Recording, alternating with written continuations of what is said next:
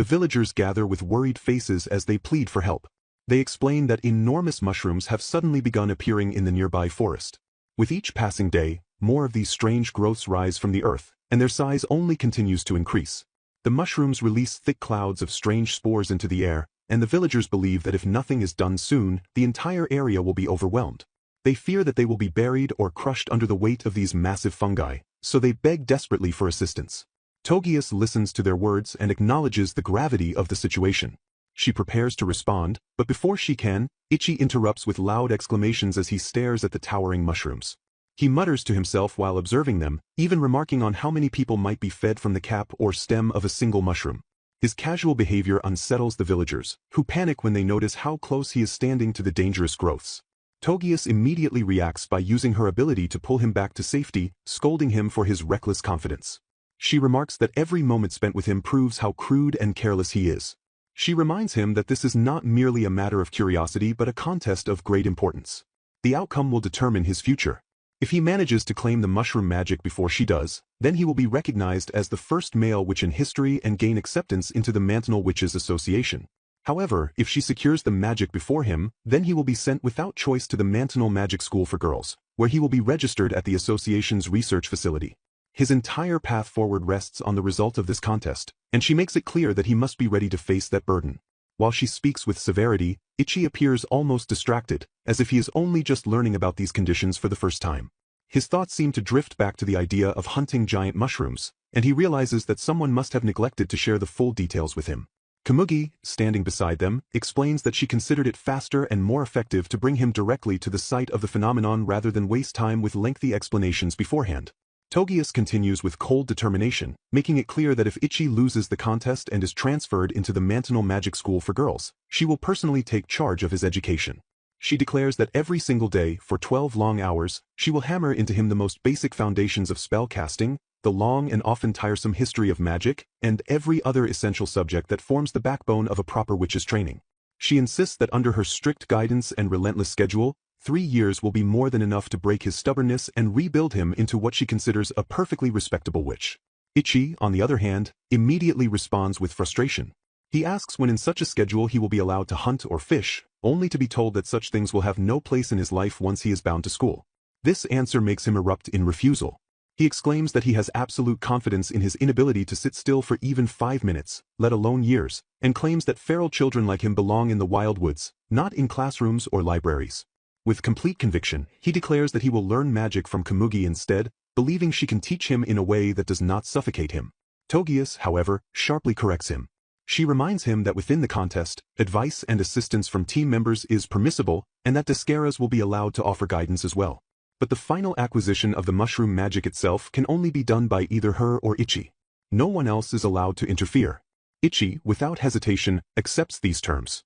She then turns her back with a scoff, her tone dripping with disdain, and walks away.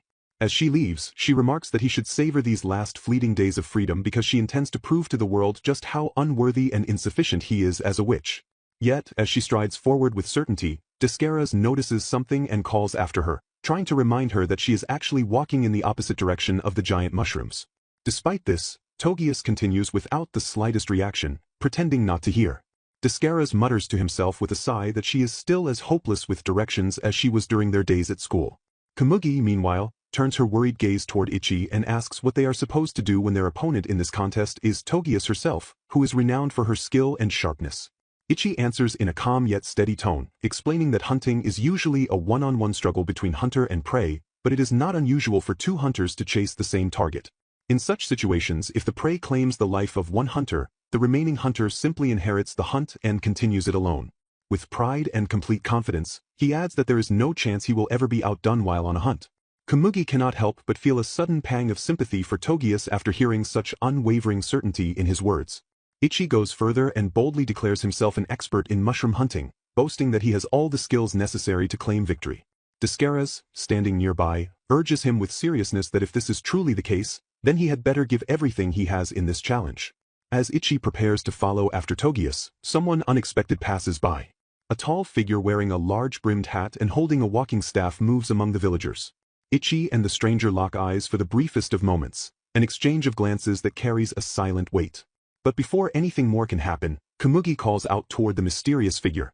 At that very instant, the person vanishes into the crowd of villagers, disappearing from sight as if swallowed by the busy throng. They eventually reach Hoitaka Forest, where the sight before them is both overwhelming and surreal. At the base of the forest lies not ordinary trees, but an enormous expanse of towering mushrooms, their colossal stems reaching high into the misty sky, their broad caps casting heavy shadows across the ground. The air is damp and filled with the earthy scent of fungi, thickened by floating spores that glimmer faintly in the light. Descaras observes the scene carefully and remarks that it seems they are dealing with another magic, this one flashy and theatrical, not bothering to hide its presence. Their suspicion is confirmed when they notice that Togius has already been at work. A massive wall of ice now stretches across part of the forest, its jagged edges glistening coldly. The freezing barrier slows the spread of spores, and the rate of mushroom reproduction appears to have weakened in that section. Descaras reasons aloud that Togius must have decided to freeze the mushrooms solid, planning to suppress the forest entirely and seize the magic from within. He further suggests that she has probably gone deeper into the mushroom forest, and then he asks Ichi if he intends to make his own dramatic announcement. Ichi shrugs off the idea, wondering aloud if introductions are even necessary every single time. He adds that if the magic has not shown itself despite all this noise and spectacle, then perhaps it is one of the more timid and cautious types that prefers to remain hidden. Before he can say more, Komugi suddenly lets out a startled scream. A smaller mushroom has crept onto her shoulder, its pale cap tilting toward her face. Terrified, she bolts over to Ichi in a panic. To her surprise, the mushroom itself begins to speak, retorting that she frightened it just as much as it frightened her. It explains that her stillness had made it mistake her for a tree, and only now does it realize that she is a human. Studying the group, it remarks that they must be witches. Curious, it asks why they want to freeze so many mushrooms. Ichi bluntly responds that they have come here to hunt it. The mushroom interprets this as admiration and claims they must be great fans of it. Ichi, however, clarifies coldly that they are exterminators. Descaras steps in to add that flooding a forest with mushrooms so close to a human settlement is reckless, troublesome, and exactly the sort of behavior one would expect from a human-hating magic. The mushroom quickly snaps back, insisting that there is nothing wrong with what it is doing. In its mind, all living beings love mushrooms. It goes so far as to declare that every creature worships them, performing dances at least once a week in their honor. This absurd claim leaves Descaras and the others momentarily stunned, unable to even form a response. After a pause, they simply state that regardless of its beliefs, it has become a nuisance, and for that reason, they intend to acquire it. At this point, the mushroom's expression twists into something far more sinister. Its cap lowers and its voice darkens as it warns them that if they do not adore mushrooms, then it will make them into mycelium mats, lifeless bodies consumed by fungus. With a proud and eerie tone, it finally reveals its identity as the Kindake magic. It declares that for anyone to earn its power, they must cut its stem and harvest it, proving their worth in the trial it demands. Then, with alarming speed, it darts away into the mushroom forest, vanishing among the countless massive stalks. As it disappears, its final words echo behind, claiming that those who refuse to worship mushrooms do not deserve to live. The group stands in uneasy silence for a moment as realization sinks in. The trial has begun. They now must track and locate the Kindake magic somewhere within the endless forest of towering mushrooms, each one large enough to conceal it completely. Togius is seen in the heart of Hoitaka Forest as she completes the deployment of her immense ice barrier, the crystalline walls stretching outward in every direction, sealing off the mushroom grove in layers of frozen arcs that glitter faintly under the pale light. She stands upon a huge magical circle, its runes glowing steadily beneath her feet, the intricate markings channeling her power and stabilizing the barrier as frost spreads outward with sharp precision. At that very moment, a flicker of distortion shimmers above the frozen ground, and through a spatial channel carefully maintained by Descaras and his team, another which makes her appearance. She emerges silently, her form small yet precise, the spatial rippling giving way to reveal her stature, which is measured at no more than 6 inches tall, her entire body reduced yet focused into this diminutive state. Despite her size, the instructions for her task are clear. The method of acquisition for this particular magic lies in severing the vine that is tethered directly to its body, and she alone has been entrusted with the stealth necessary to attempt it. Togius watches this arrival with narrowed eyes and then allows herself the smallest nod of approval. She commends the witch for executing her covert operation effectively, recognizing both the subtlety of her approach and the discipline it requires. With a careful hand, Togius leans down to adjust the younger witch's clothing, brushing away a fold of fabric and tugging it into its proper place, making sure that every line of her appearance is neat and tidy. She reminds her that members of the Mantinal Witches Association must never let themselves appear disheveled or careless, for their name carries weight and must always be upheld with dignity. The miniature witch bows her head and acknowledges the words with gratitude, accepting the correction as part of her training and taking pride in the standard she is expected to maintain. Far away from the frozen forest, in the grand hall of the Mantinal Association headquarters, other witches are gathered around a large enchanted mirror, the polished surface reflecting the events in Hoitaka as though it were a window into another world. They watch the scene closely, observing both Togius' precision and Ichi's unpredictable behavior. Among them, Manigold speaks with calm interest, pointing out that Ichi's methods may be unrefined, yet he brings with him a unique perspective to the art of hunting magics. His actions cannot be predicted easily, and this very unpredictability makes him a figure worth watching, for no one can ever know what he will decide to do next, and within that chaos lies a form of strength. Yet Manigold also reminds the others that Togius is by no means an opponent to take lightly. With 16 magic acquisitions already secured under her name, she has proven herself again and again as one of the most accomplished witches of her generation. Her mastery over ice magic, combined with her unyielding discipline, makes her both formidable and precise, much like Descaras himself, whose natural gift for magic has long been recognized by the association. Few among the gathered witches at the Mantinal headquarters are surprised when it is recalled that both Togius and Descaras once achieved the impossible by becoming the youngest girls in the long history of the association to earn the full title of witch at the age of only 11. Shirobadana, speaking with a trace of nostalgia, adds that it was Togius, still only 14 at the time, who personally designed and installed the association's magic security systems, a feat that cemented her reputation as a prodigy. She reflects that those early years were anything but peaceful, for between Descaras' endless shenanigans and Togius' unceasing attempts to rein in her partner's chaotic behavior, the association never once enjoyed a day of silence. Yet, despite her sternness, Shirobadana admits that Togius has always cared more deeply than anyone else about the good of the Mantinal witches, carrying a sense of duty that no amount of hardship could diminish. Manigold listens quietly and then speaks with gravity, her words carrying the weight of leadership. She declares that if anything were ever to happen to her, she would choose Togius as her own successor to the position of president of the Mantinal Witches Association. This sudden statement draws visible surprise from Shirobadana, whose eyes widen at such a bold revelation. But Manigold continues, explaining that she firmly believes Togius' earlier opposition to Ichi's debut into the magical world was not rooted in coldness or cruelty but in her fierce concern for how such a decision might affect the association's future. It was, in its own way, an expression of her loyalty and care. Considering how freewheeling and indulgent so many other witches are in their behavior, Manigold believes Togius stands apart. In her absence, she sees no other candidate who could uphold the dignity of the association as well. Shirobadana and Descaras, despite their brilliance, are not options she would ever place in such a role. Togius alone is the most dedicated, the most studious, and the least consumed by ego, and these qualities make her the only witch fit for the highest mantle of leadership. As the mirror continues to show the forest, the witches observe Togius, who has long carried the title of the Silver Snow Witch. She now demonstrates why that name is spoken with awe. With steady focus, she conjures a colossal dragon of pure ice, its jagged body shimmering as if carved from frozen crystal, its wings stretching wide and scattering shards of frost into the air with every movement. The immense creature coils protectively around her as she stands beneath it, her voice calm yet commanding as she reminds all witches, those who fight in the field and those who watch from afar, that they must always remain dignified, disciplined, and beautiful in their conduct. Her words ring like a creed, and the witches listening cannot help but acknowledge them eagerly, their hearts swelling with admiration as they whisper to one another about how impossibly cool she is.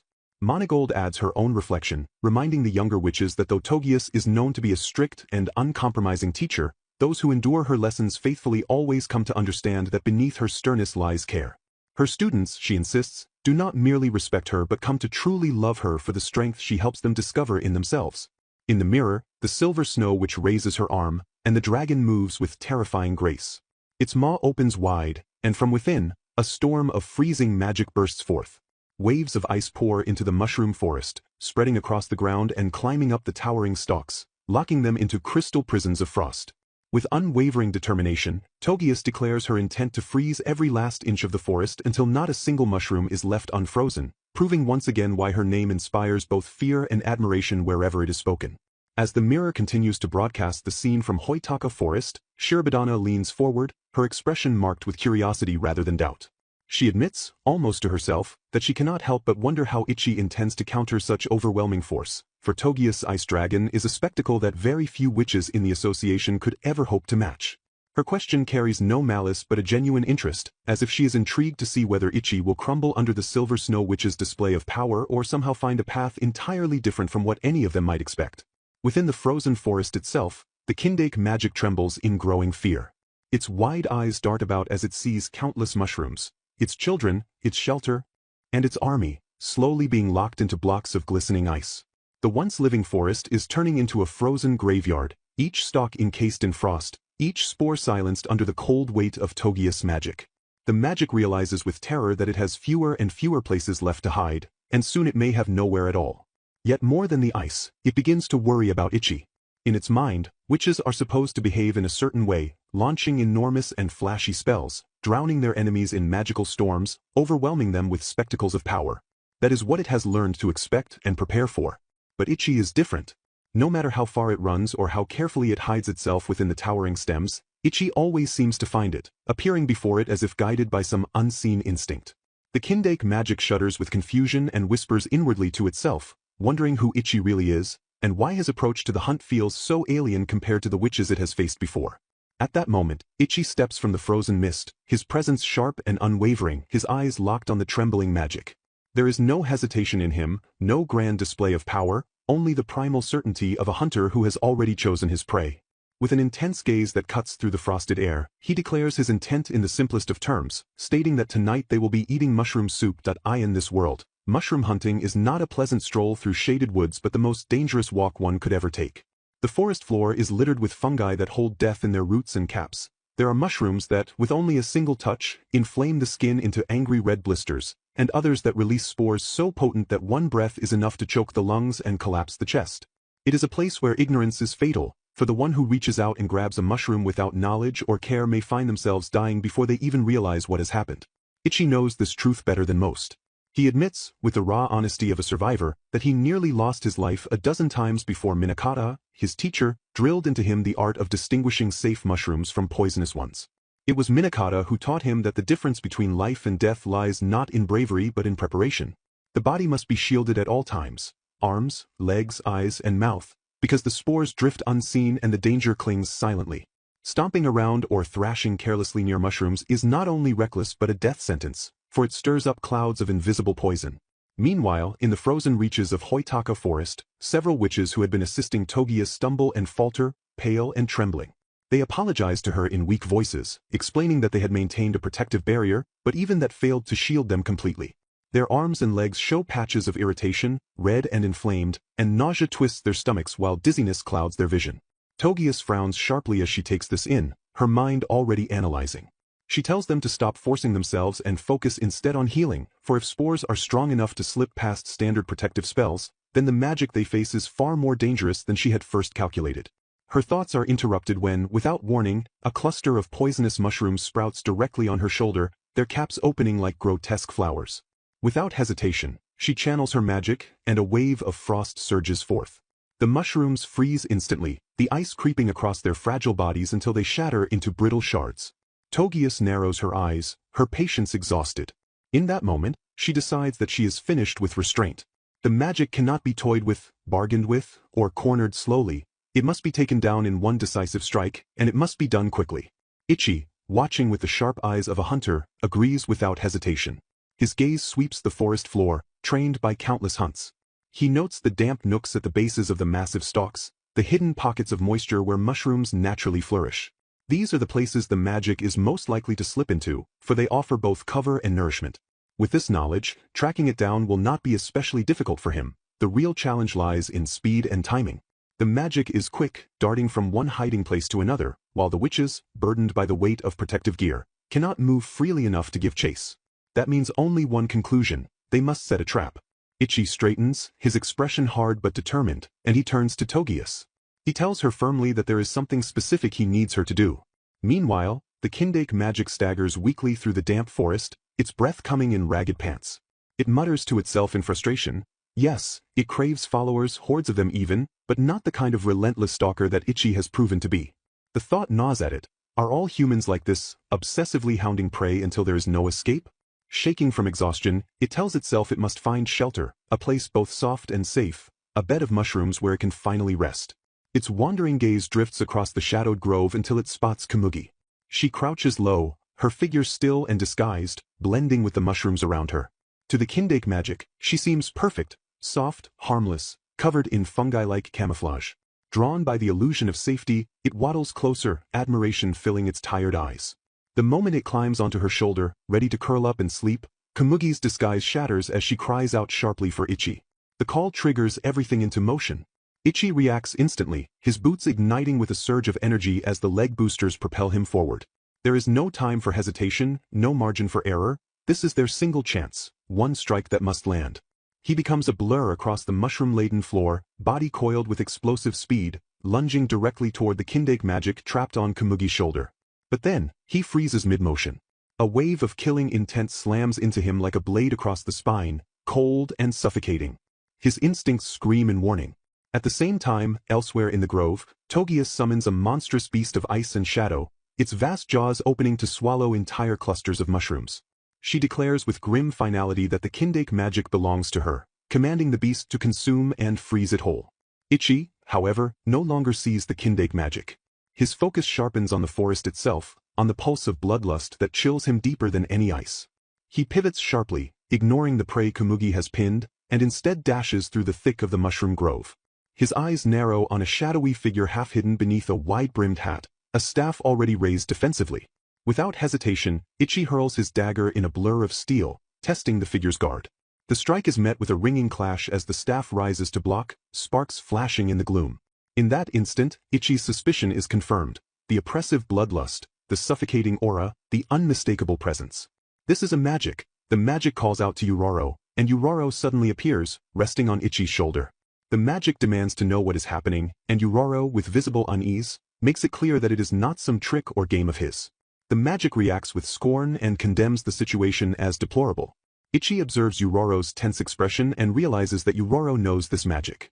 Uraro admits with clear resentment that this magic is the last being in the entire world he ever wanted to meet. He explains that he has been hiding himself carefully, covering every trace of his presence so that he would remain undetected, but because of Ichi's reckless actions and the surge of bloodlust that followed, his existence is now revealed. Uraro declares that ever since Ichi acquired this cursed presence, not a single good event has occurred. The magic, hearing this, stares with disbelief and rising anger, and accuses Uraro of being captured by Ichi, whom it refers to as a tiny insignificant mouse. Ichi charges forward and attacks the magic, but the strike misses as the magic vanishes with unnatural swiftness. The creature reappears while remarking that Ichi is only reacting to the bloodlust, which it describes as a rare and strange biological response. The magic studies Ichi carefully and presses him to reveal what he perceives when he looks upon it. Ichi declares that what he sees is death itself and demands to know the number of lives the magic has taken. In response, the magic drives the butt of its staff into the ground, and instantly skeletal bones rise and close around Ichi, forming a cage that imprisons him. Elsewhere, Togius is seen standing beside Komugi as they finally reach the place where Ichi is held. Komugi is bewildered, unable to understand how they ended up here so suddenly, explaining that she had simply seen Ichi rush off in a wild dash for some unknown reason, and the next moment Togius appeared, freezing the mushroom-like magic and seizing control of it. Without warning, both of them felt themselves struck away as though bounced from an unseen force. Togius conjures a lens of magic and peers through it, discovering that the villagers remain trapped safely within the dome, while only the witches and cadets have been expelled outside. At the same time, Descaras appears with a hard and serious look on her face. Without hesitation she dashes toward the barrier, drawing a cry of alarm from Togius who calls after her. Meanwhile, Monagold establishes a connection with Togius, urging her to stay calm and listen. Her voice carries a heavy tone as she declares the activation of Code 00, the highest warning that signals the presence of an S-tier magic. She explains that the Association's oracle has spoken a grim prophecy. On the 6th month, at 45 minutes past the 2nd hour, the eastern town of Hataka and all of its surroundings will be warped away. Togius is struck with shock at these words, but Monagold continues with urgent detail. She explains that they know nothing concrete about this magic, neither the limits of its strength, nor the nature of its trial of acquisition, nor even its true form. All that is certain is its sudden appearance 15 years ago, when without the slightest warning a massive section of mountain, 3 miles wide and including 2 entire towns, was swallowed and vanished in a single instant. Monagold stresses that for years the association has considered their greatest enemy to be Uraro, the so-called king magic, yet the existence of this new one eclipses all.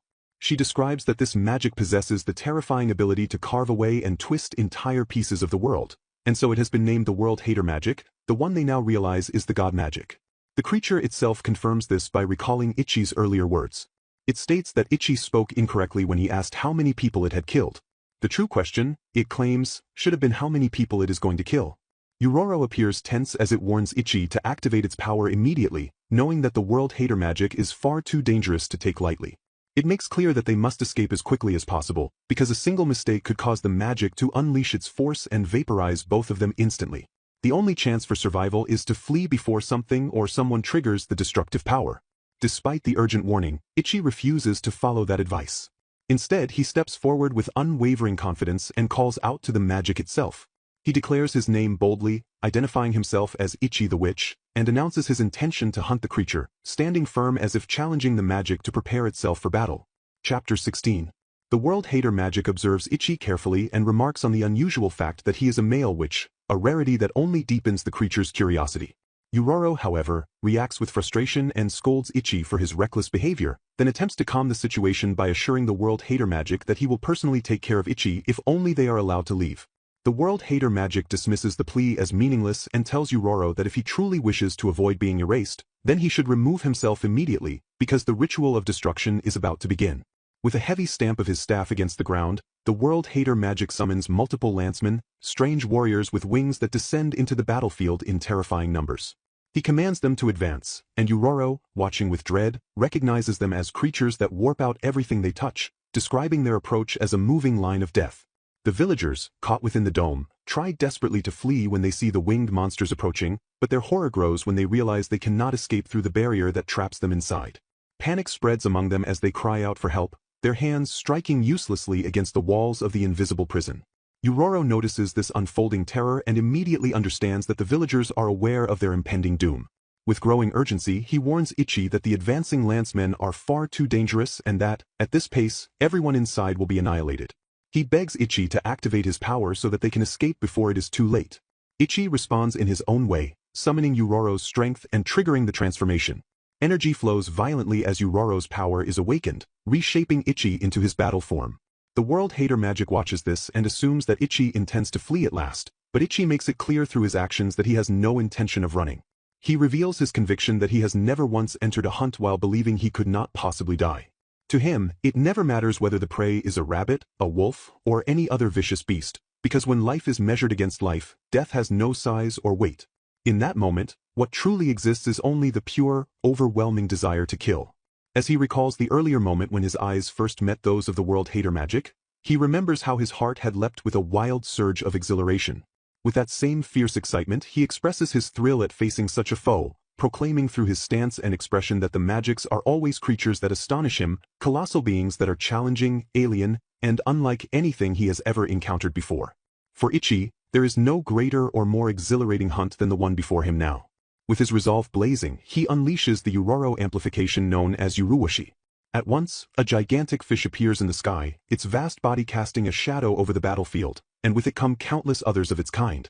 Together, they surge forward as Ichi directs them toward the advancing lancemen, and the collision between the two forces explodes in a thunderous blast that shakes the entire domain. Shirobadana stands beside Komugi and instructs her with strict authority not to look away, not to blink, and not to stop writing for even a moment. Komugi nods in obedience, her eyes fixed on the battlefield within the barrier dome as her hands move quickly, scribbling down everything that unfolds. According to Shirobadana, every detail must be recorded, no matter how terrifying. The clash inside the dome reaches a peak as a massive collision shakes the ground, and suddenly both the lancemen and the World Hater Magic are trapped within an enormous prison of ice. The villagers see this and their shock turns into relief, their cries rising in excitement as they believe the monstrous beings are finally stopped. Their faces brighten, hope surges through them, and even Komugi allows a smile of relief to cross her face. Yet her excitement fades when she notices the solemn expressions etched on the faces of Shirobadana and Monogold, who stand grim and unshaken even as the others celebrate. The silence lasts only a moment before it shatters. The World Hater Magic cracks the ice apart and steps free with little effort. With nothing more than a flick of his finger, Ichi's limp body is pulled across the air toward him. The magic seizes Ichi by the throat and lifts him, mocking his arrogance, stating that halting the advance for a fleeting moment is meaningless. The being declares that if Ichi truly believes such effort is enough to hunt him, then he is nothing but a fool. Yet as this proclamation lingers, Ichi suddenly reveals a hidden strike. With desperate precision, he drives his blade into the neck of the world hater magic. He remarks that so much material is wound around the creature's throat that it seemed like a possible weak point, but the strike proves ineffective and no weakness is found. The world hater magic soon realizes the truth of Ichi's actions, for he notices that Ichi has also stabbed his own leg, using pain as a cruel anchor to force himself to remain conscious. Through strained breaths and fading strength, Ichi presses further, demanding to know the creature's weakness, wondering if it is bound by yet another absurd condition, trying to uncover what must be done to truly hunt him. His strength gives out before an answer can come, and he collapses into unconsciousness. The world hater magic, towering above him, declares that Ichi has wasted his chance. He states that if Ichi had used Yuroro's power to tear a hole in the barrier, then at least he and a handful of villagers could have escaped, but now, because of his choices, all will perish. The magic raises his voice with cold finality, vowing to warp Ichi until nothing recognizable remains. At that very moment, a flash of steel pierces from behind, sinking deep into the body of the world hater magic. A spray of blood follows as the towering figure staggers from the sudden blow.